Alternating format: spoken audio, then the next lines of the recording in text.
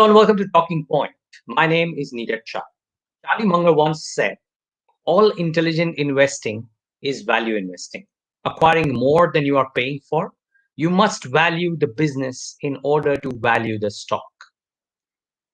Bear markets are good in that sense because high quality growth companies actually can come down to levels which you might make you feel you're getting value at.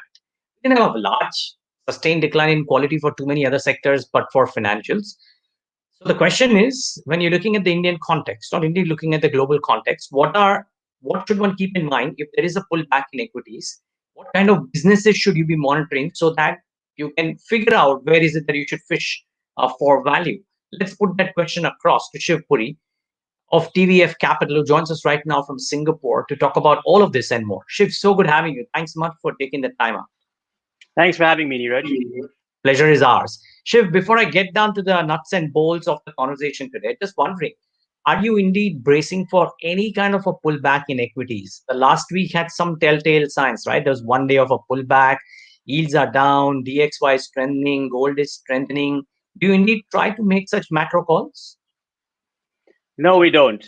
We try to understand businesses at the fundamental level as best we can, and leave the macro forecasting, as much of it, out of the equation.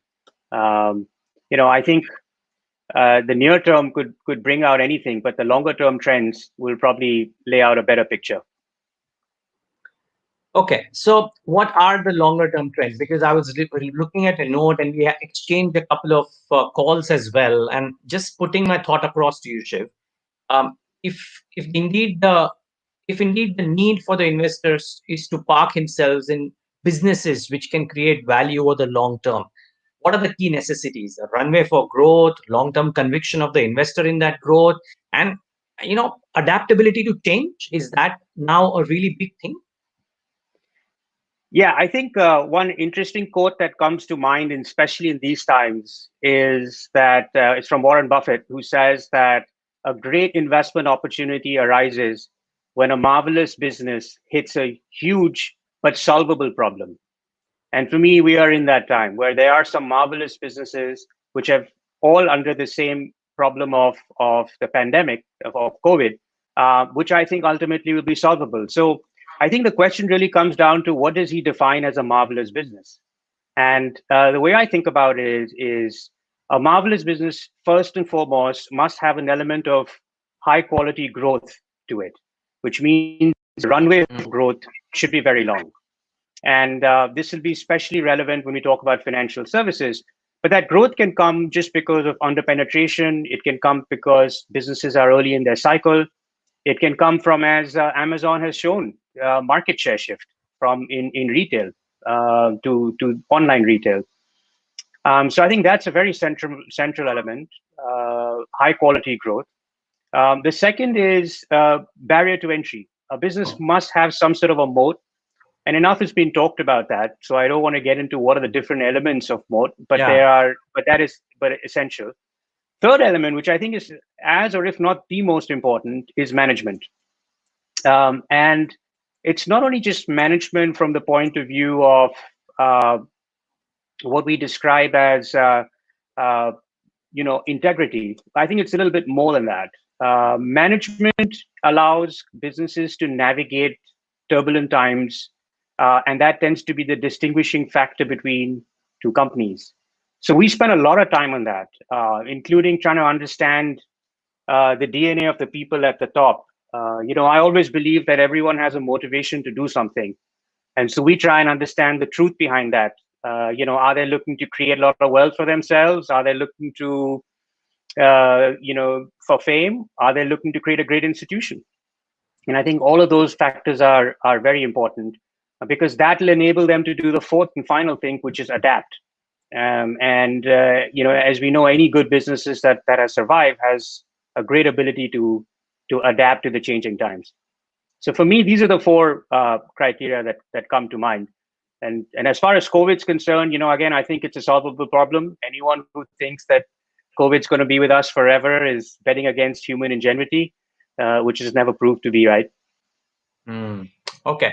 Now, the interesting bit also from that one presentation that I saw was this whole term of exponential growth. Now, we've probably looked at companies display this in the past. People inadvertently have tried to bet on some companies as well, like this, all through the last 2 3 decades in the Indian markets as well, right? But now this has taken on even more vigorous and acceptance, Shiva, to my mind, simply because of the way things are changing, and therefore people's ability to bet on companies which can show exponential growth is probably very, very crucial. Do you have any thoughts here?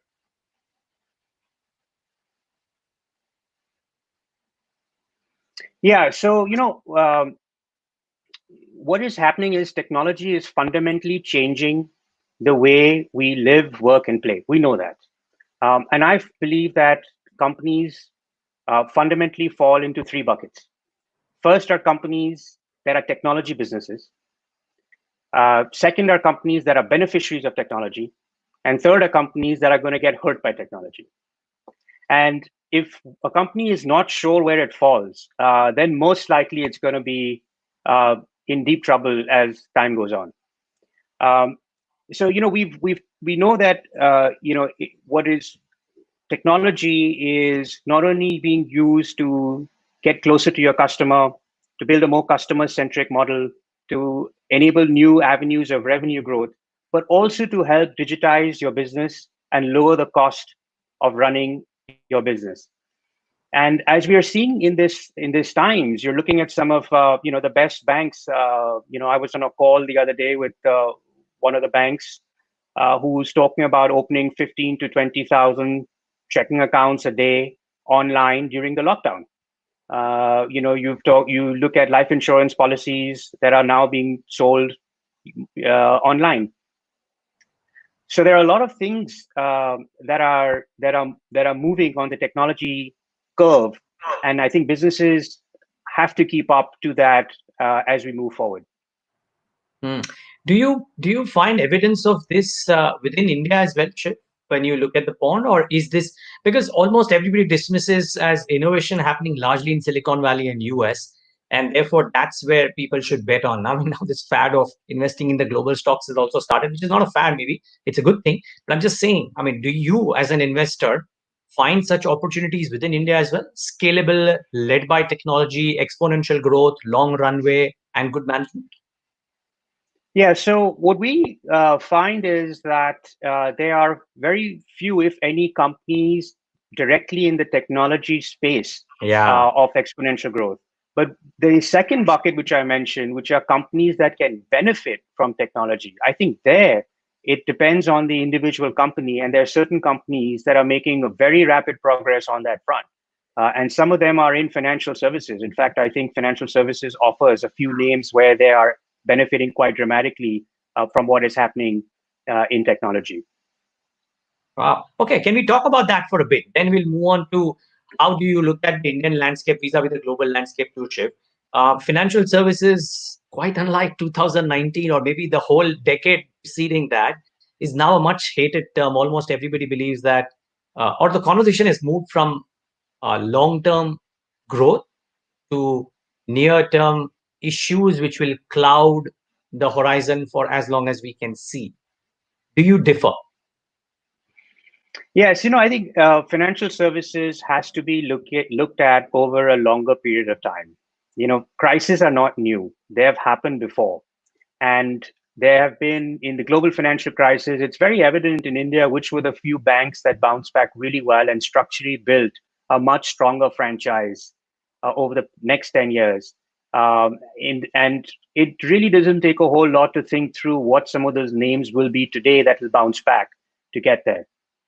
So the focus, I think, at the moment has become quite myopic, and it's really focused on asset quality, and it's worried about. I see a lot of people talking about how the ROE of this business has gone to 8% and 10%.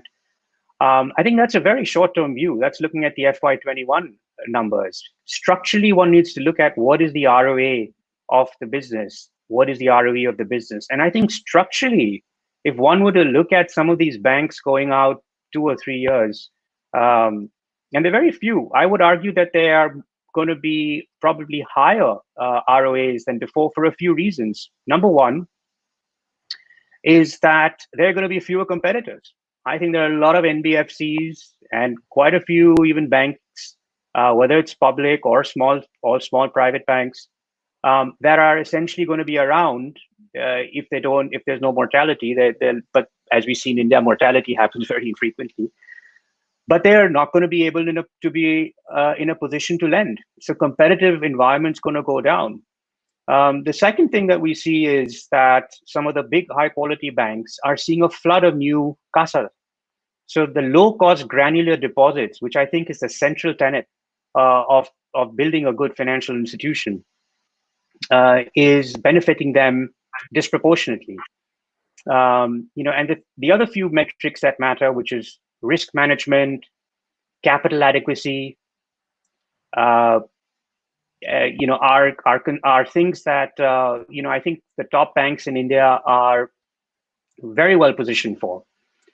So if I take the slightly longer term landscape, they look amazing in that sense. And the other interesting thing to look at is that despite what's happened, it's very hard to see some of these banks, even some of these top quality banks, even have a sustained loss for a period of a year.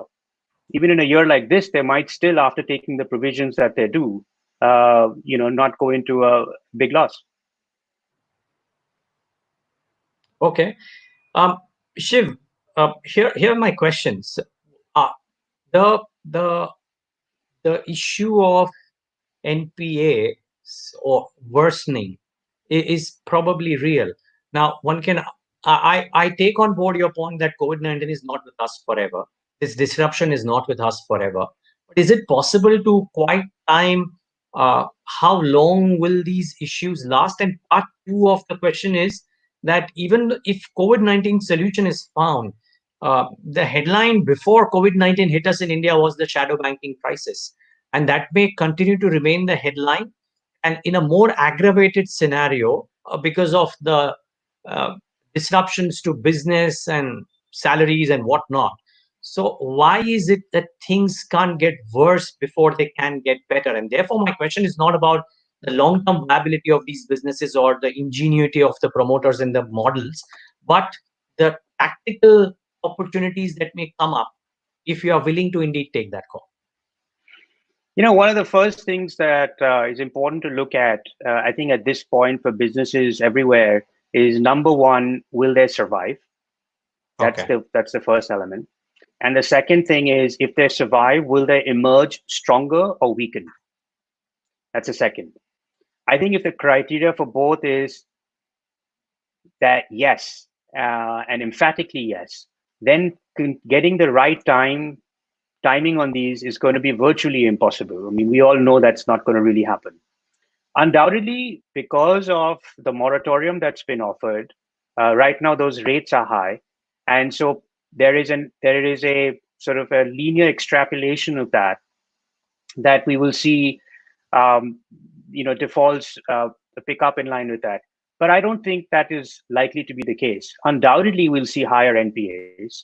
But if you look at the capital adequacy of these financial institutions, the inherent profitability that some of the top private sector banks enjoy, I think that it is only a period of maybe 6 months or so before you start seeing the data come out, where the NPAs are not exactly as bad as they look.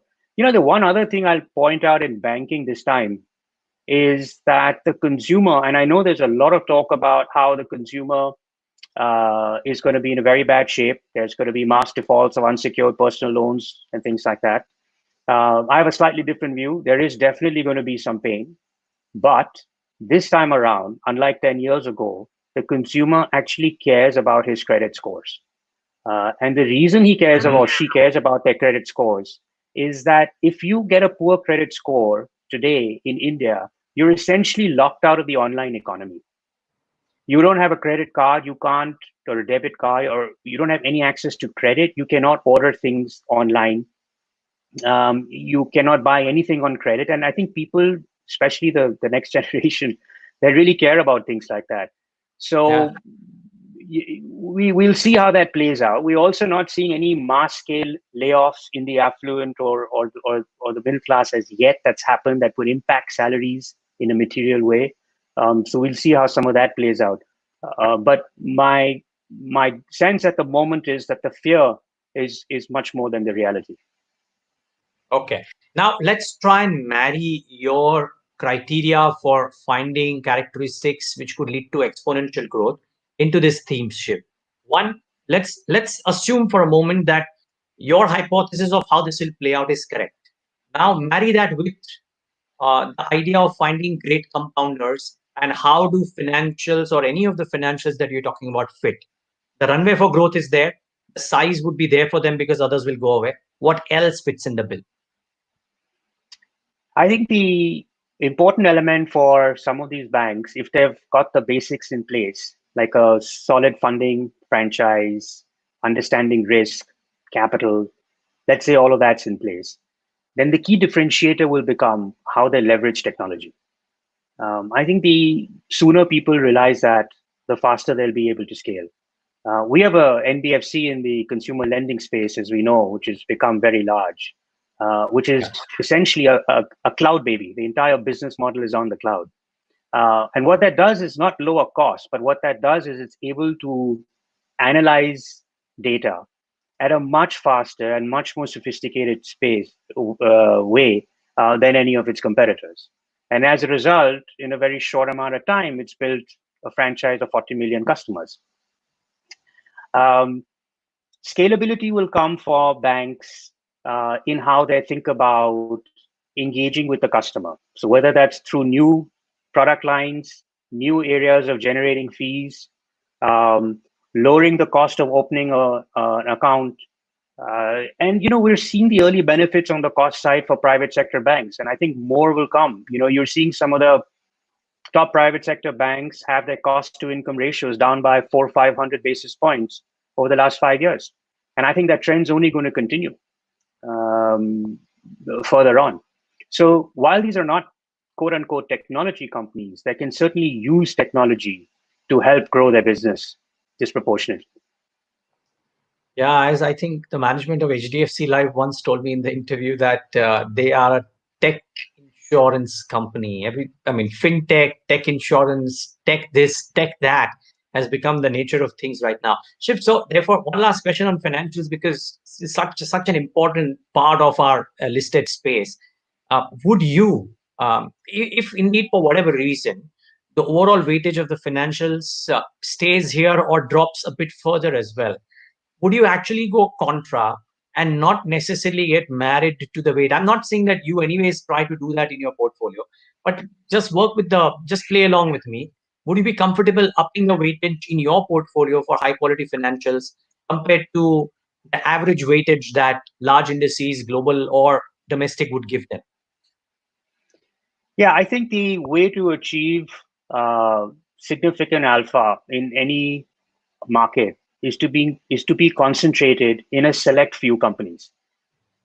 And within financial, that as a sector, or within that as individual companies, it is important for investors to be able to do that.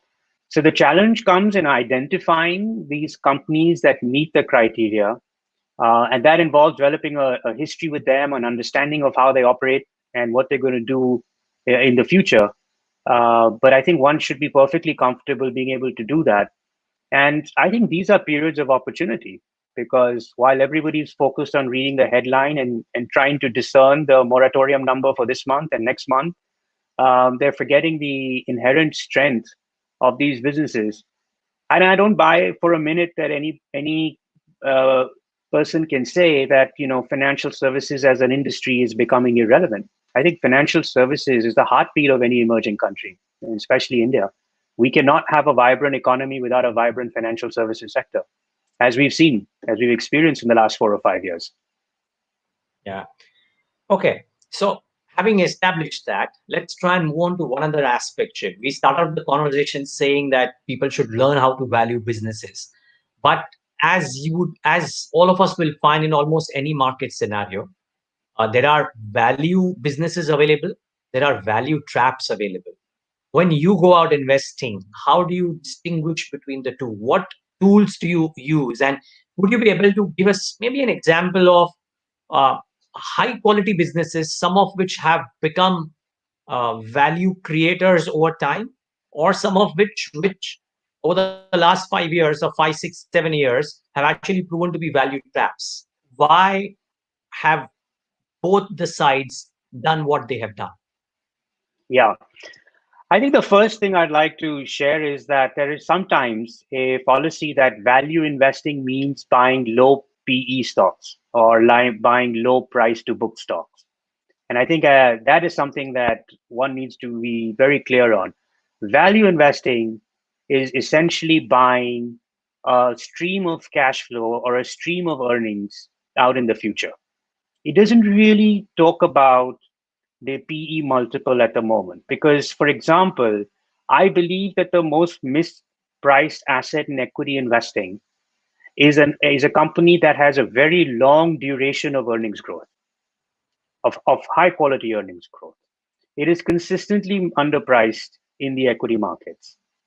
And so the one important thing is that value investing means buying great Sorry, quality. Yeah, Sorry. So you are saying, I mean, I'm just trying to clarify this for our viewers. So what you're essentially trying to imply that even if the current price to earning, price to book, EV/EBITDA levels might be looking elevated, the growth in the high quality earnings growth in the future kind of compensates for that and makes it cheap while optically it might be looking expensive. Is that the point you're trying to make? exactly right. Exactly right. Okay. Okay. And we've seen that happen in companies globally and locally. If you look at some of the big technology companies in the US, which have done well over the last 10 years, at no point was they ever looking to be quote unquote cheap. But when you saw what the earnings did over 3 years, they suddenly look very cheap on the multiple of those earnings. We see that even in Indian financials. I mean, I think the well-cited example has been, HDFC Bank. And again, this is no recommendation at all on any of the names. It's just an example. But it's looked expensive for 20 years until probably recently. But yet, it's been one of the best compounders. Similar examples exist across within financials and outside. So the point is that if you that is to look for businesses that do something where they have a special mode, a long runway for growth, and a great management team that can compound those earnings for a long period of time. And I think in India, financials offer very select financials offer that opportunity. Okay, I have a follow up before we talk about value trap shift, if you will. Until recently, the high quality NBFC that we're talking about, um, I did a large QIP as well. And again, viewers, please remember, none of this is any kind of recommendation. It's just a view on how do wise investors choose businesses. The runway for growth was evident. People were believing, and maybe rightly so, that this is a long term wealth or rather earnings creation machine, Bajaj Finance that is. And yet, people who bet at those elevated valuations, it looked expensive, probably was, are right now cooling their heels. So, how does one make that distinction? Right. So, I think there is an element of, anybody who bought a banking stock in December of 2007 paid a Mm-hmm. very heavy price in 2008. And it could be this name, it could be some of the top quality financials in India, the banks. But I think one needs to step back and say, okay, what were my returns 10 years out, even if I bought at that very peak? What were my return 5 years out? And we've actually done that analysis. And you'll be surprised that the returns are very, very respectable. You'd be compounding in the high teens or the low 20s if you look at that. So I don't know specifically what's going to happen with this particular Of name course. Yeah, in sure. the near term. But I can. But I think the business model that they have has been put to the test before, and it's being put to the test now. But I think that the inherent strength of the franchise will overcome it. Okay. Viewers, I repeat, this is not a recommendation. It's more a reflection of the business model. It could be a great, any of these stocks that discussed could be great buys or great sells at the current market price. We're not talking about the price at which it should be bought, merely talking about the business fundamentals and the business metrics. Shiv, anything within this landscape which looks like a value trap? Or I'm not asking you for a stock recommendation, but you know, how do you identify a value business which is high quality, great branding, great brand name, maybe an industry leader, but will not necessarily create wealth? So yes, there are actually more examples of value traps, I think, than there are of value creators, both in India and globally. And I think that is becoming, just before I answer a specific name, that's becoming evident even in the data. A recent study that I saw by the University of Arizona showed that about 1% of all publicly listed companies have accounted for 100% of the wealth creation in equity markets over the last 20 years. So this is not a short time frame, but what it's saying is, and in India we see the same. It's 8 or 10 companies that have accounted for a lot of the gains that have happened in the equity markets. Um, you see value traps. A lot of them happen to be I think, in some of the smaller mid cap names, where short term growth is confused for enduring growth, and growth suddenly falls off and it almost never comes back. You see value traps happen in franchises that were very dominant in the past, but because of changes in the environment, are no longer able to keep that dominance. And one of the names that comes to mind is in the auto component space. This is a company that globally is the leader in the fuel injection system, and they used to have a dominant position in India and globally. And what you see out here is that the market share shifts that have happened, the trends in businesses that have happened, don't allow this company the kind of pricing or dominance that they had in the past. So companies like this, will have a challenge going forward unless they reinvent themselves. The opportunity for them in hybrid vehicles or electric vehicles is just not the same as it was in the fuel injection diesel market. Okay. So my final question then, and I'm trying to tie the value trap bit with something that you've said in one of your presentations, which is that you only invest in what you understand. You use the term too difficult box very often.